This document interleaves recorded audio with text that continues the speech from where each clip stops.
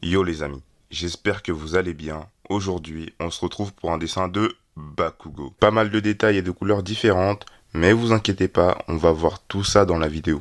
Allez, c'est parti.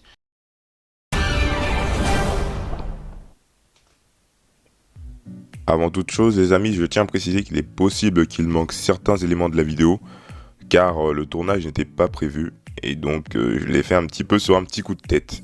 Mais vous inquiétez pas, je vais essayer de bien modeler ça pour qu'on ait une vidéo assez complète. Je ferai mieux la prochaine fois.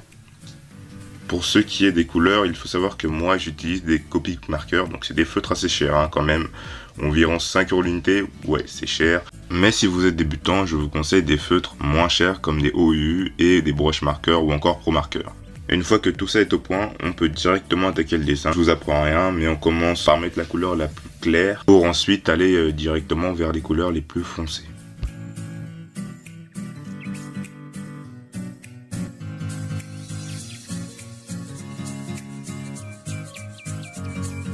Alors comme vous avez pu voir à l'écran, j'ai utilisé mon crayon noir afin d'améliorer les ombres. C'est une technique que j'ai vue chez pas mal d'artistes sur Instagram qui en fait après avoir utilisé leur crayon noir, repassaient dessus avec un feutre à alcool et ça donnait une couleur plutôt pas mal, donc j'ai voulu tester.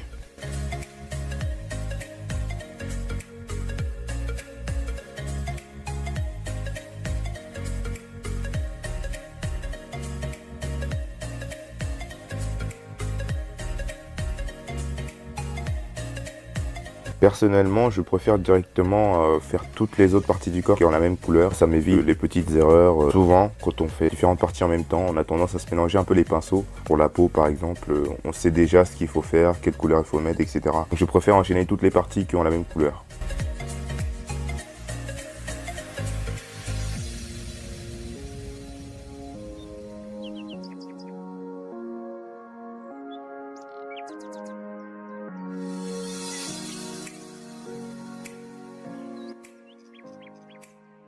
En ce qui concerne les yeux, je pense que je n'ai pas besoin de beaucoup expliquer, hein. Je pense que vous voyez tout à l'écran.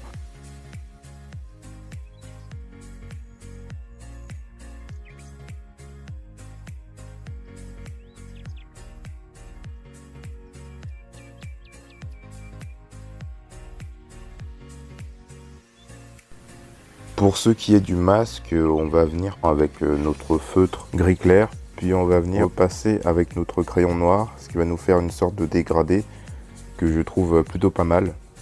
Normalement, j'aurais dû enchaîner directement avec le pantalon, mais je sais pas ce qui s'est passé, j'ai totalement zappé.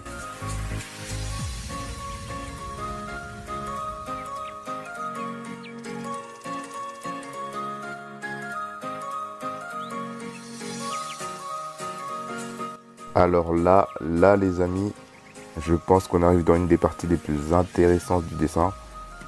On sait tous que Bakugo, il peut faire des explosions avec sa main. Et donc, sur ce dessin, on va essayer de représenter une sorte de lumière sortant de son gant. Pour ça, on va déjà dans un premier temps repasser avec un feutre jaune très pâle.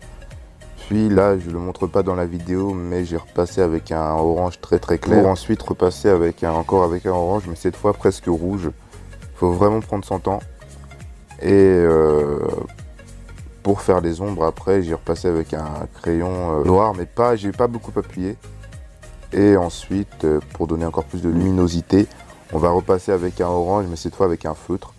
Et franchement, je trouve l'effet plutôt pas mal.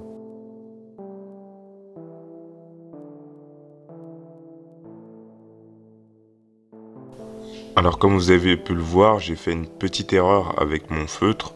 Je me suis trompé de couleur et donc afin de réparer ça, je me suis servi du blender. Donc c'est un feutre qui n'a pas de couleur en fait et qui va permettre de mélanger plus facilement les couleurs.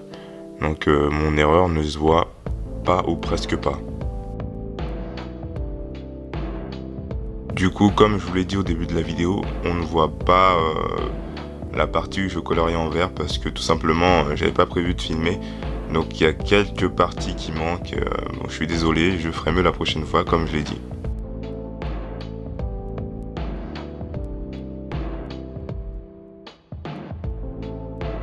Donc dans cette partie on va directement attaquer les cheveux. Je tiens à préciser que pour les cheveux, c'est une erreur que je vois. En fait, il faut donner un sens aux cheveux. Quand vous coloriez, essayez de les rediriger dans le même sens. Par exemple, mes traits, mes cheveux se dirigent tous vers le centre. Parce qu'il faut un point de départ pour les traits. Il faut qu'ils se dirigent tous vers le même endroit. Sinon, ça fait pas cheveux. Faut que ça donne quand même un effet assez réaliste. Si on fait juste que colorier et remplir toute la case, ça ne sert à rien, ça fera pas vraiment cheveux. Il faut un même sens à nos traits pour que ça fasse plus réaliste et que ça ressemble plus à des cheveux, même si c'est du manga.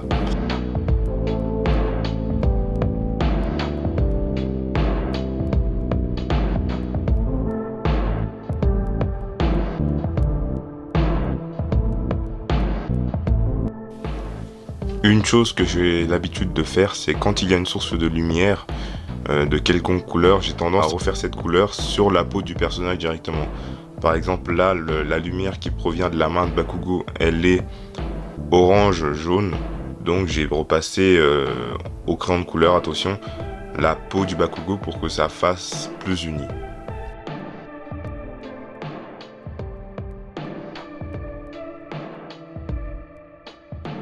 Bref, on se retrouve à la fin de la vidéo. Là, je n'ai plus besoin de commenter, étant donné que c'est que de la répétition. C'est exactement les mêmes couleurs. Donc on se retrouve à la fin.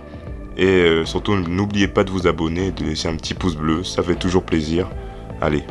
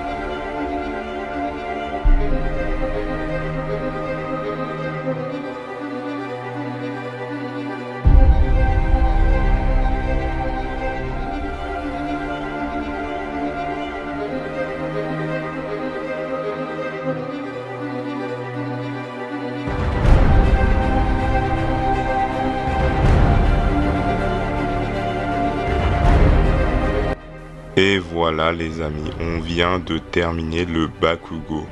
Alors franchement, j'en suis très fier. Je trouve que le fond va vraiment bien avec le personnage. Et en fait, les couleurs en elles-mêmes, je trouve qu'elles sont pas mal. J'avais également peur de ne pas réussir ses cheveux, mais je trouve que ça ressemble pas mal à l'original. Donc vraiment, c'est un de mes meilleurs dessins, je pense. Sur ce, on se dit à très bientôt pour un autre dessin.